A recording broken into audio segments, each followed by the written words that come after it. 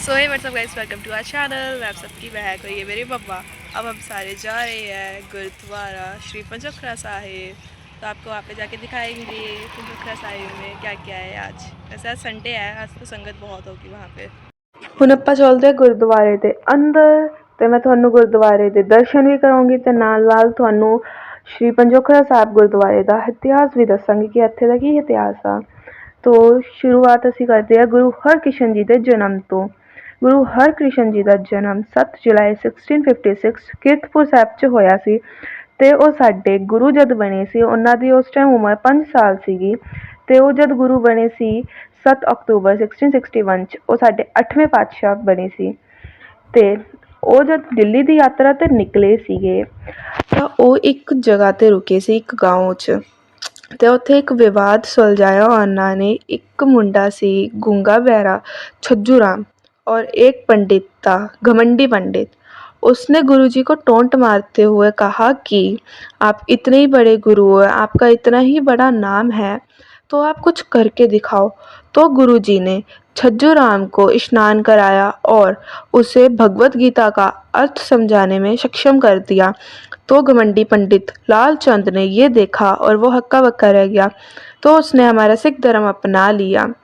और यहाँ की एक मान्यता है, पहले तो आप यहाँ के दर्शन करिए। यहाँ पे कीर्तन भी चल रहा है। 26 अक्टूबर को हमारे 10वें पातशाह गुरु गोबिंद सिंह जी का ज्योति ज्योत दिवस था, तो यहाँ पे उसका कीर्तन भी चल रहा है, पाठ भी है, साथ के साथ पाठ भी हो रहा है, कीर्तन भी हो रहा है। तो यहाँ पे मान्यता है कि कोई भी यहाँ पे सरोवर में स्नान करेगा उसे कोई भी बीमारी होगी तो उसकी सारी बीमारियाँ दूर होंगी।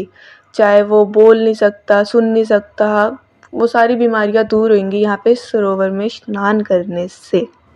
और हमारे जो 8वें पातशाह गुरु हरकृष्ण जी, उनके पिता का नाम गुरु हर राय जी है और उनकी माता का नाम माता कृष्ण कौर जी है। तो ये दिल्ली की यात्रा पे तब निकले थे और जब ये दिल्ली पहुँचे तो दिल्ली पहुँच के इन्होंने देखा कि वहाँ एक चेचक की बीमारी फैली हुई है। चेचक की बीमारी का उस समय गुरु जी ने चेचक की बीमारी में सबको अपने हाथों से पानी पिलाया और सबकी सेवा की। और गुरु जी हमें सबको सेवा और दया का पाठ पढ़ाते हैं और उन्होंने कभी भी किसी में भेदभाव नहीं किया, चाहे कोई अमीर हो चाहे कोई गरीब हो, उन्होंने सबको एक समान रखा है। और ये सरोवर है जहाँ पे उन्होंने छज्जू राम को स्नान करवाया था। और ये मेरा भाई भी मुझे समझा रहा था कि बहन यहाँ पे ये हुआ था, गुरु हरकृष्ण जी ने ये भी किया था। और यहाँ पे नीचे पोरा साहिब में जाएंगे तो पोरा साहिब में हम कुछ भी मांगे गुरु जी से तो गुरु जी हमें वो चीज़ देते हैं। कोई भी किसी को बीमारी हो, कोई भी रोग हो, वो सब ठीक होता है यहाँ पे स्नान करने से, पोरा साहिब में जाके मत्था टेकने से। और अब हम चलते हैं लंगर हॉल की साइड। यहाँ पे लंगर बहुत अच्छा बना हुआ था क्योंकि एक तो 26 अक्टूबर थी और गुरु गोबिंद सिंह जी का ज्योति ज्योत दिवस था। यहाँ पे गेट बंद है, दूसरे गेट से अब हम आगे जाएंगे।